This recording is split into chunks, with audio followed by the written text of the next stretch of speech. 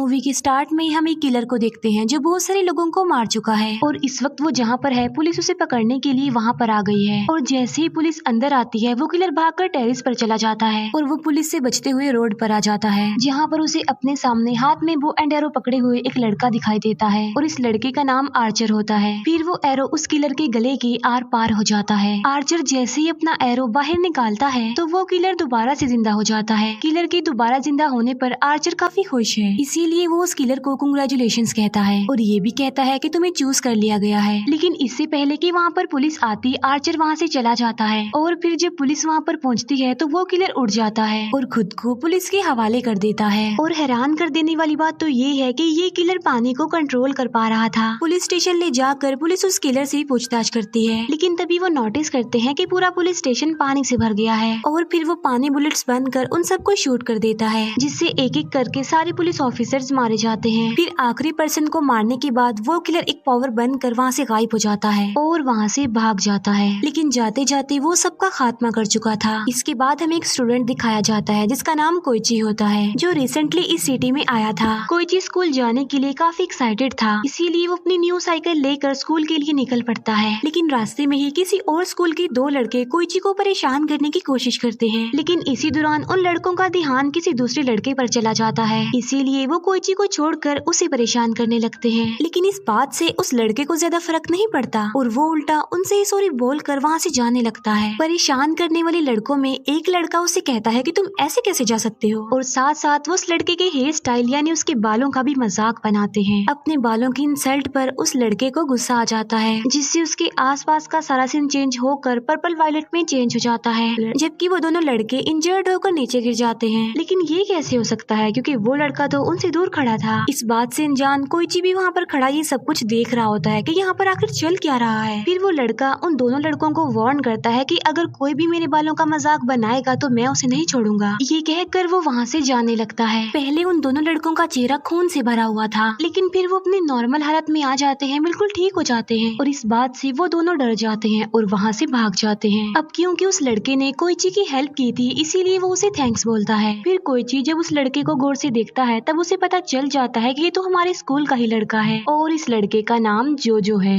लेकिन जोजो कहता है कि मैं तुम्हें नहीं पहचानता और वहाँ से चला जाता है। कोइची जोजो से काफी इम्प्रेस होता है और वो अपनी टूटी हुई साइकिल लेकर स्कूल जाने लगता है। लेकिन फिर वो नोटिस करता है कि उसकी साइकिल अब बिल्कुल ठीक हो गई है, अपनी असली हालत में आ गई है जो पहले टूटी हुई थी। स्कूल में भी कोइची जोजो के बारे में ही सोच रहा था कि उसने वो सब कुछ कैसे कर लिया। फिर हम उस किलर को दोबारा से देखते हैं जो कि एक पार्क में बैठा हुआ था, जो कि अपना अगला शिकार ढूंढ रहा था। फाउंटेन के पास दो लड़के खेल रहे होते हैं कि तभी पानी एक लड़के के मुंह में घुस जाता है, जिससे उस लड़के को खून की वॉमिट होती है और वो नीचे गिर जाता है। उसकी डेड बॉडी के अंदर से वही पानी बाहर आ जाता है, जो कि उसके फ्रेंड को पोजेस कर लेता है, जिससे पोजेस्ड लड़के की आईज ब्लैक हो जाती हैं। स्कूल से जाते हुए कोइची भी उस पोजेस्ड आदमी को देख लेता है, जिसने एक लड़की को प्रिजनर बनाया होता है। यहाँ पर जोजो भी होता है, जो नोटिस करता है कि उस आदमी की आईज अजीब सी हैं। अब क्योंकि वो किसी भी मुसीबत में पड़ना नहीं चाहता था, इसीलिए वो वहाँ से जाने लगता है। लेकिन वो पोजेस्ड आदमी जोजो के बालों का मजाक बनाता है, जिससे जोजो को गुस्सा आ जाता है। फिर वो पोजेस्ड आदमी नाइफ से उस औरत को स्टैब कर देता है, लेकिन जोजो अपनी पावर का इस्तेमाल करके नाइफ को उस लड़के के ही आर पार कर देता है। लेकिन चेक करने पर उस लड़के को पता चलता है कि उसे कोई भी चाकू नहीं लगा, क्योंकि उसे खून भी नहीं आ रहा था, बल्कि चाकू उस लड़के के पेट के अंदर था, जिससे उसे पेन होती है और वो जमीन पर गिर जाता है। और तभी उसके मुंह से पानी की वो एंटिटी बाहर निकल कर वहाँ से भाग जाती है। यहाँ पर हम ये जान पाते हैं कि जोजो में असल में सुपर पावर्स पाई जाती हैं, जो चीजों को रीजनरेट कर सकता है, यानी उन्हें अपनी पावर से पहले जैसा बना सकता है। और पानी की एंटिटी को करीब बैठा एक आदमी कंट्रोल कर रहा था, जो कि किलर था। लेकिन पुलिस के वहाँ पर आने से पहले ही जोजो वहाँ से भाग जाता है।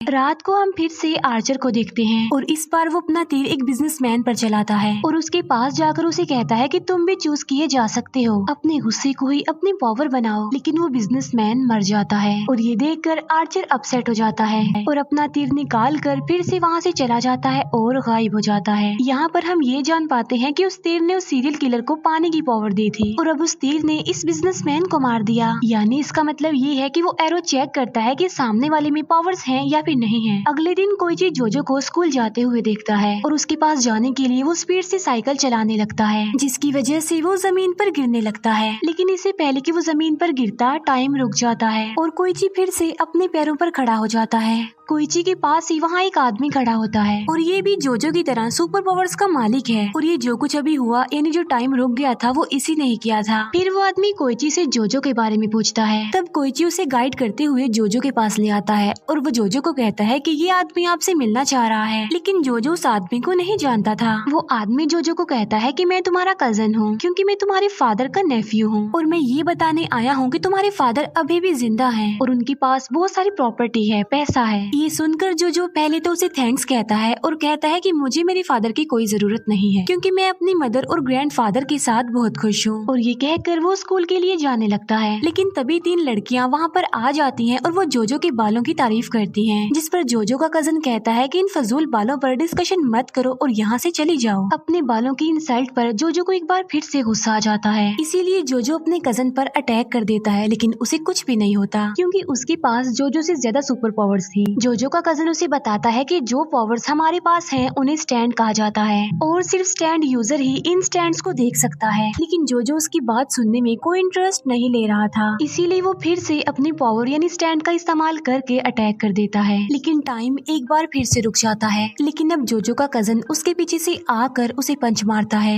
यहाँ पर ये बात क्लियर हो जाती है कि जोजो के कजन की जो पावर है यानी जो उसका स्टैंड है वो टाइम को स्टॉप कर सकता है। अब क्योंकि जोजो का कजन उससे ज्यादा पावरफुल है इसीलिए वो उस पर भारी भी पड़ रहा है। अब क्योंकि जोजो कोई ट्रबल नहीं चाहता था इसीलिए वो हार मान लेता है और वो अपने कजन को वाटर स्टैंड के बारे में बताकर वहाँ से चला जाता है। जोजो का कजन जानता है कि जोजो को कोई बड़ा खतरा फेस करना पड़ सकता है और इस खतरे से जोजो को सिर्फ वो ही बचा सकता है। जोजो के कजन को वाटर स्टैंड के स्टैंड यूजर के बारे में पता चल जाता है जो कि एक किलर है और उसे अपने स्टैंड का इस्तेमाल करने के लिए पानी के करीब रहना होगा। लेकिन जोजो का कजन नोटिस करता है कि तूफानी बारिश आने वाली है जिससे वो किलर और ज्यादा खतरनाक बन जाएगा। लेकिन इससे पहले कि जोजो का कजन उसे इस बारे में इन्फॉर्म कर सकता, वो किलर जोजो को ट्रैक करके उसके घर पर चला जाता है और फिर वहाँ पर बारिश होने लगती है और वो किलर अपने स्टैंड को ऑर्डर देता है कि जोजो और उसकी फैमिली को मार दिया जाए। अब क्योंकि बारिश हो रही थी इसीलिए उस किलर के पास पानी की कोई कमी नहीं थी, इसीलिए आज पानी होने की वजह से वो बहुत खतरनाक हो गया था। फिर जोजो की मदर पानी पी रही होती है लेकिन जोजो वाटर स्टैंड को अपनी मदर के मुंह में जाते हुए देख लेता है, इसीलिए वो अपनी पावर का इस्तेमाल करके एक ग्लास बॉटल को उनके पेट पे डालकर वाटर स्टैंड को कैद कर लेता है। तब उसकी मदर कुछ भी नोटिस किए बगैर वहाँ से चली जाती है। बॉटल को शेक करने पर जोजो स्टैंड को कैद पाता है। फिर वो अपने कजन को कॉल करता है और इस बारे में बताता है। जोजो का कजन उसे कहता है कि तुम उस पर नजर रखो जब तक मैं आ नहीं जाता। लेकिन यहाँ पर जोजो लापरवाही दिखाता है। लेकिन जोजो उस बॉटल को टेबल पर ही रख कर गेम खेलने लगता है। वो स्टैंड जब जोजो के ग्रैंडफादर को देखता है तो वो खुद को चेंज करके वाइन की बॉटल बना लेता है, जिसे जोजो के फादर उसे वाइन समझकर अपने साथ ले जाते हैं। फिर ऊपर वाले रूम से जोजो को एक जोरदार आवाज सुनाई देती है। फिर उसका ध्यान टेबल पर जाता है जहाँ पर उसने बॉटल रखी थी और वो दिखता है कि बॉटल वहाँ पर नहीं है, इसीलिए वो चेक करने के लिए जल्दी से ऊपर आ जाता है जहाँ पर उसे उसके फादर मरे हुए मिलते हैं। और तभी वहाँ पर जोजो का कजन भी आ जाता है और वो जोजो को देखता है जो कि अपने स्टैंड से अपने ग्रैंडफादर को जिंदा कर रहा है। लेकिन ये इम्पॉसिबल था क्योंकि जोजो अपने स्टैंड से किसी भी चीज को रिजनरेट कर सकता था, रिस्टोर कर सकता था, लेकिन मरे हुए इंसान को वो जिंदा नहीं कर सकता था। तभी जोजो के कजन को नीचे से आती हुई आवाज सुनाई देती है, इसीलिए वो चेक करने के लिए जाता है। वहाँ आकर वो देखता है कि सब कुछ पानी से भरा हुआ है और उसे चारों तरफ से उस किलर की आवाज ही सुनाई दे रही थी जो उसे धमकी दे रहा था। फिर वो वाटर स्टैंड जोजो के कजन पर अटैक कर देता है जिससे जोजो का कजन बच जाता है। तब जोजो भी नीचे आकर उस वाटर स्टैंड से लड़ने लगता है, लेकिन तभी वो स्टैंड गायब हो जाता है और फिर वो चालाकी से नीचे से आकर जोजो पर अटैक करता है। वो वाटर स्टैंड जोजो को मारने ही वाला होता है कि जोजो का कजन टाइम को रोक लेता है और वाटर स्टैंड को पंच मारता है और जोजो को बचा लेता है। यहाँ पर वो स्टैंड खुद को हारता हुआ देख कर वहाँ से गायब हो जाता है। फिर जोजो का कजन उससे कहता है कि मेरी चोट को ठीक कर दो, यानी कोई भी अपनी पावर स्टैंड से खुद को ठीक नहीं कर सकता। और तभी उनका ध्यान टी पॉट से निकलती हुई स्टीम पर जाता है और वो ये जान पाते हैं कि उस वाटर स्टैंड ने खुद को चेंज करके स्टीम में बदल लिया है, क्योंकि सिर्फ पानी से ही उस स्टैंड को पावर मिलती है, इसीलिए उसने खुद को स्टीम में ही बदल लिया और वो स्टीम घर में चारों तरफ फैल जाती है। और तब जोजो एक दीवार को तोड़कर दूसरे रूम में चला जाता है, लेकिन ये तो उनके लिए बिछाया गया सिर्फ एक ट्रैप था। और तभी वो वाटर स्टैंड जोजो पर अटैक कर देता है और उसके मुंह के जरिए उसकी बॉडी में चला जाता है। बाहर वो किलर खुश था कि वो जीत गया है, लेकिन यहाँ पर जोजो एक समझदारी करता है और वो ये कि वो अपनी स्टैंड पावर खुद पर ही यूज कर लेता है और अपने पेट के अंदर से एक रबड़ ग्लव बाहर निकालता है, जिसमें वो वाटर स्टैंड अब कैद हो गया था, क्योंकि उसने थोड़ी देर पहले रबड़ ग्लव के पीसेस करके उन्हें निगल लिया था और बाद में अपनी पावर का इस्तेमाल करके उन पीसेस को रीजनरेट कर दिया, जिससे पूरा रबड़ ग्लव बन गया। ग्लव को जोर जोर से शेक करने पर उन्हें बाहर से किसी की आवाज सुनाई देती है, इसीलिए वो चेक करने के लिए बाहर जाते हैं और बाहर जाने पर उन्हें वही सीरियल किलर मिलता है। यहाँ पर ये बात भी क्लियर हो जाती है कि स्टैंड को चोट लगने से उसके स्टैंड यूजर को भी चोट लगेगी। वो बताता है कि मुझे ये पावर आर्चर के तीर मारने की वजह से मिली है। अब जो उस किलर को एक बहुत ही बुरी मौत देता है। अपने स्टैंड का इस्तेमाल करते हुए वो उस किलर को एक पत्थर पर पंच करता है और अपनी पावर से उस पत्थर को दोबारा से रिस्टोर कर लेता है, जिससे वो किलर उसके अंदर ही फंस जाता है और मर जाता है। नेक्स्ट डे जोजो अपने ग्रैंडफादर के फ्यूनरल में था, तब उसे रियलाइज होता है कि कोई उस पर नजर रख रहा है। तब वो पीछा करते हुए एक खाली बिल्डिंग में आ जाता है, जहाँ पर कोइची उसे काफी इंसिस्ट करता है कि मुझे भी अपने साथ ले चलिए। अंदर जाकर उन्हें एक लड़का मिलता है जो कोइची को टांग मार कर उसे नीचे गिरा देता है। फिर वो कोइची की चेस्ट पर पैर रखता है, लेकिन जोजो उसे ऐसा करने से मना कर देता है। लेकिन तभी एक एरो आकर कोइची को इंजर्ड कर देता है। ये लड़का बताता है कि मैं आर्चर का भाई हूँ। आर्चर अपने भाई को ऑर्डर देता है कि इन लोगों को मार दो और साथ में ये भी पता लगवाओ कि वो सीरियल किलर कहाँ पर गया है। तब आर्थर का भाई जोजो पर अटैक कर देता है और जोजो नीचे गिर जाता है। जोजो को रियलाइज हो जाता है कि आर्थर के भाई की पावर उसकी राइट हैंड में है, इसीलिए जोजो बिल्कुल ठीक वक्त पर उसकी राइट हैंड को पकड़ लेता है। लेकिन वो स्टैंड किसी तरह खुद को आजाद कर लेता है और फिर वो राइट हैंड एक नोटिस बोर्ड पर जाकर लगता है। जोजो देखता है कि उस साइन का एक पार्ट मिसिंग है, यानी आर्चर के भाई की पावर ये है कि वो चीजों को मिटा सकता है। फिर आर्चर का भाई जोजो और अपने बीच डिस्टेंस को खत्म कर देता है और जोजो को पंच मार कर उसे नीचे गिरा देता है। फिर जोजो प्लान बनाकर उसे खुद पर अटैक करने के लिए बोलता है और जब आर्चर का भाई उस पर अटैक करता है तब जोजो पीछे हट जाता है। तब आर्चर का भाई स्टैचू और अपने बीच के फासले को खत्म कर देता है, जिससे वो स्टैचू आकर उसे टकरा जाती है और वो नीचे गिर जाता है। अब जोजो कोइची को ढूंढने लगता है और वो खून के निशानों को फॉलो करते हुए घर में आ जाता है जहाँ पर आर्चर था और तभी वहाँ पर आर्चर का भाई भी आ जाता है। पीछे मुड़ने पर एक मशीन गन उस पर फायरिंग करने लगती है। तब जोजो तो पीछे हट जाता है, लेकिन आर्चर के भाई को गोली लग जाती है। तब जोजो आर्चर के भाई को बचाने की कोशिश करता है और इसी दौरान उसके हाथ पर भी बहुत सारी छोटी छोटी बुलेट्स लग जाती हैं। लेकिन जोजो आर्चर के भाई को खींचकर साइड पर ले जाता है और वो आर्चर के भाई को कहता है कि अगर तुम मुझे बता दो कि तुम्हारे भाई की स्टैंड पावर क्या है तो मैं तुम्हें छोड़ दूंगा। लेकिन आर्चर का भाई उसे कुछ भी बताने से इनकार कर देता है, लेकिन इसके बावजूद भी जोजो उसे हील करके बचा लेता है। फिर जोजो भाग कर ऊपर जाता है, लेकिन आर्चर वहाँ पर नहीं था, लेकिन कोइची होता है जो कि इंजर्ड होता है। फिर आर्चर का भाई वहाँ पर आकर अपनी पावर का इस्तेमाल कर कोइची को वहाँ से खींच लेता है। तब जोजो कोइची को भी हील करने लगता है और ऐसा करके आर्चर के भाई ने जोजो की हेल्प की थी, क्योंकि जोजो ने भी पहले उसकी हेल्प की थी। और अब कोइची भी बिल्कुल ठीक होकर उड़ जाता है, लेकिन इससे पहले कि वो वहाँ से भाग पाते, सामने से बहुत सारे छोटे छोटे हेलीकॉप्टर्स उन्हें चारों तरफ से घेर लेते हैं, जिससे वो लोग अब ट्रैप में फंस जाते हैं। और यहाँ पर हमें आर्चर के स्टैंड का पता चलता है और यहाँ पर आर्चर के छोटे छोटे सोल्जर्स की एक पूरी आर्मी थी और छोटे सोल्जर्स की आर्मी को बैड कंपनी कहा गया है। यानी आर्चर की पावर यही है कि वो छोटे सोल्जर्स की बैड कंपनी को कहीं पर भी बुला सकता है।